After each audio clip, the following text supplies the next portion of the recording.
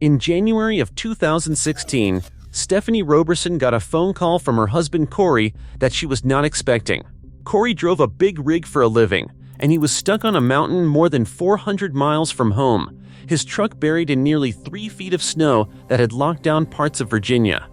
55 people died in that storm.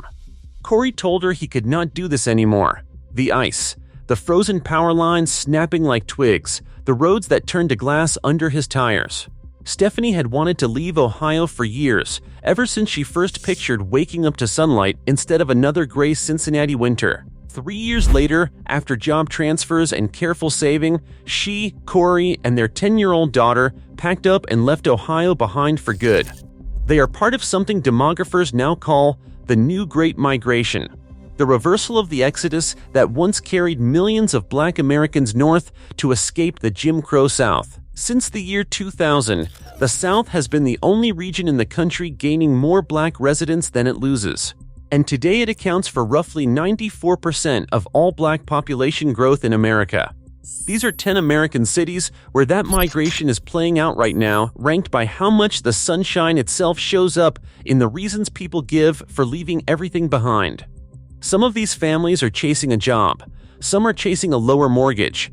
Almost all of them, when researchers actually sit down and ask, mention the weather in the same breath as the paycheck. And the city at number 1 is the one demographers and residents alike now call the modern capital of Black America. The place an entire generation is choosing on purpose rather than being born into. One thing, and then I will not bring it up again. If a move like this is something you are actually weighing, the cost comparisons, the neighborhoods, and the job numbers for all 10 of these cities are broken down in a relocation guide and calculator linked below. That is all I will say about it. Number 10 is Jacksonville. Until recently, it was the largest city in America, still run by a Republican mayor. A fact that held for decades along Florida's Atlantic coast and a metro area researchers once ranked among the most segregated in the nation. Then, a surge of new Black residents helped flip that outcome at the ballot box, with the Black population growing about 10 times faster than the white population since 2010. The weather is the easy sell here. Warm ocean air rolling off the Atlantic, winters that rarely ask for more than a light sweater, beaches a short drive from downtown office parks. But researchers studying this same wave of newcomers found something harder to hear. In counties where the Black population grows faster than the white population, and where slavery once ran deepest in the local economy, hate crimes have nearly doubled. Jacksonville's sunshine, it turns out, came with a welcome that was not universal. Number 9 is Tampa, and more specifically its fast-growing suburb of Zephyrhills. The Black population there has grown 7 times faster than the town's total population since 2010, a pace few small Florida towns were ever built to absorb. Local officials are now weighing a ban on new development because demand for water has started outrunning the supply, an old Florida problem showing up in a brand new community full of first-time homeowners. Winters here rarely dip below the 50s, and residents trade shoveled driveways up north for citrus trees, backyard grills, and pool season that stretches 8 months out of the year. New arrivals describe a version of small-town southern life that simply did not exist for their families a generation ago. Number 8 is Orlando. Stephanie Roberson chose it over Tampa and over Jacksonville specifically because she did not want to sit in the direct path of a hurricane. Hurricane Ian missed that memo entirely.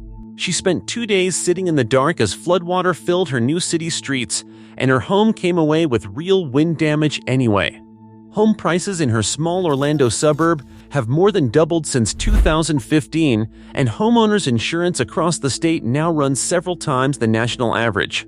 Still, everyone she talks to keeps circling back to the same math, that the cost of living here beats almost anything they left behind up north. As Roberson puts it, would you rather rent a 3-bedroom or own it? Central Florida keeps its promise of warm mornings and long orange sunsets, even when a single storm season tests exactly how much that promise is worth to the people who bet on it. Number 7 is Raleigh. It sits inside North Carolina's Research Triangle, a corridor of universities and technology companies that has turned 3 quiet southern cities into one of the fastest-growing job markets in the country. Raleigh is also home to two historically black universities, Shaw and St. Augustine's, feeding graduates directly into that expanding local workforce instead of watching them leave for Atlanta or Washington the way earlier generations did. The climate here trades the swampy extremes of the Deep South for something gentler. 4 real seasons without brutal winters. Humid summers that reliably break by evening.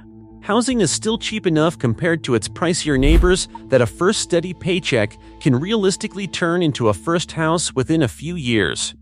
Number 6 is Huntsville, Alabama, a name that still surprises people until they hear the numbers behind it. Nearly 1 in 3 residents here is black, and the metro area has welcomed roughly 34,000 new residents since 2020 alone. Many of them arriving from Nashville, Atlanta, and Austin, chasing lower costs without giving up a real professional paycheck.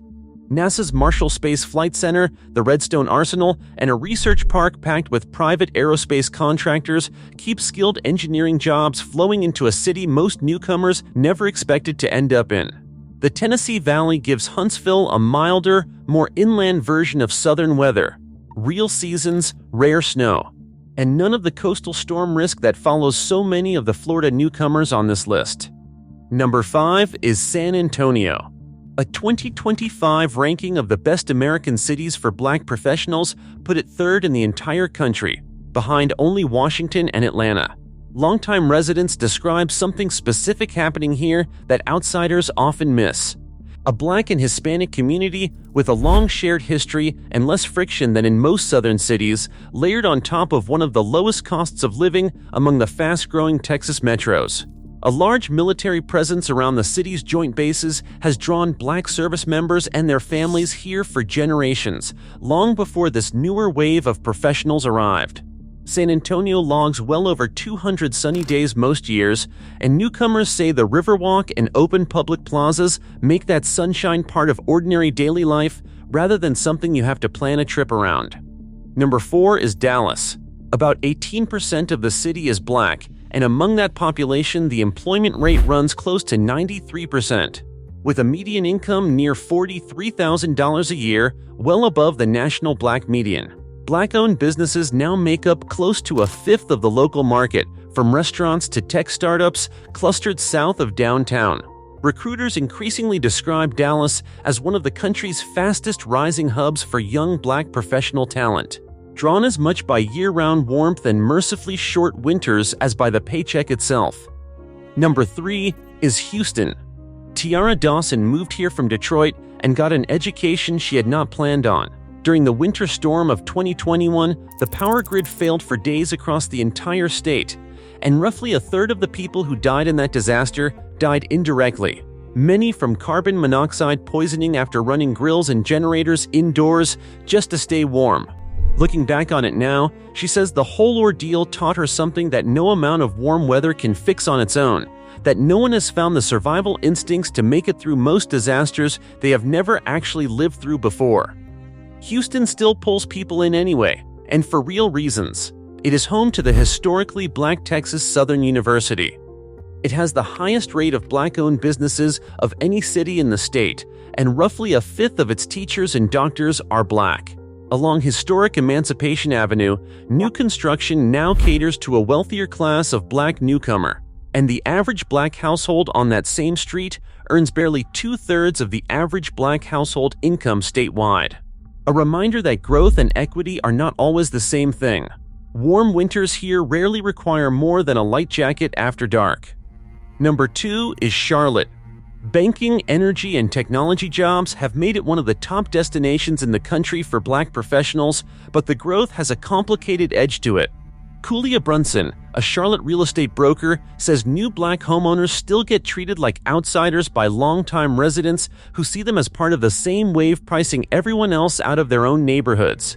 Move here from somewhere else, she explains, and black folks are going to look at you sideways no matter your own race, because you still read as someone changing the community rather than joining it.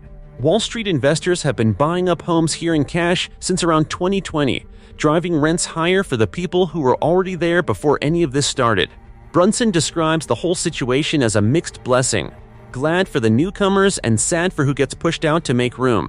And Charlotte's mild four-season climate has done nothing to slow that trade-off down. Number 1 is Atlanta. The city demographers and residents alike have started calling the modern capital of Black America without much argument. More than a third of the metro's population is Black. The employment rate for Black residents runs near 93%. And half of Black households here own their own homes, a rate most American cities cannot come close to matching. Atlanta is anchored by an unmatched cluster of historically Black institutions: Spelman, Morehouse, Clark Atlanta, and the Morehouse School of Medicine, feeding generations of doctors, lawyers, and entrepreneurs directly into the local economy. And close to 2 out of every 5 local businesses are Black-owned. Between 2000 and 2010, Atlanta led the entire country in Black population growth. At the exact same moment, New York, Chicago, Detroit, and Los Angeles all recorded outright declines for the first time in decades. Willie Davis left Detroit for Atlanta himself in 2021 and now splits his time helping other Midwestern families make that same leap. He talks about the whole Southeast as a region offering more opportunity, better paying jobs, and noticeably better weather than what most newcomers are leaving behind. The kind of place, in his words, that looks good on Black people. The metro area added roughly 75,000 new residents in a single recent year alone, and its winters rarely see snow at all, humid summers aside. None of this comes free, and the people living it will tell you that themselves. Stephanie Roberson still lies awake some nights, wondering what the next hurricane season will take from her family. Sharon Austin, a political science professor who made this same move from the Midwest decades ago, argues that lingering fear of Southern racism should not be the reason people stay away. Because as she puts it, we've never gotten anywhere by being afraid to fight the system. By 2030, demographers expect the South to become the most populated region in the entire country for the first time in its history. Built one moving truck at a time, by families chasing better weather, better jobs, and a version of home their grandparents once had to leave just to survive. It is worth sitting with that for a second.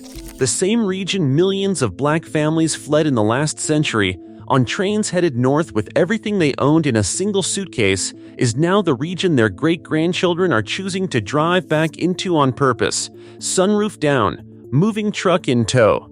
Tell me in the comments which one of these 10 cities surprised you the most. And if you want to see the other side of this same story, the older Black neighborhoods now getting priced out by all this new growth, that video is on the screen right now.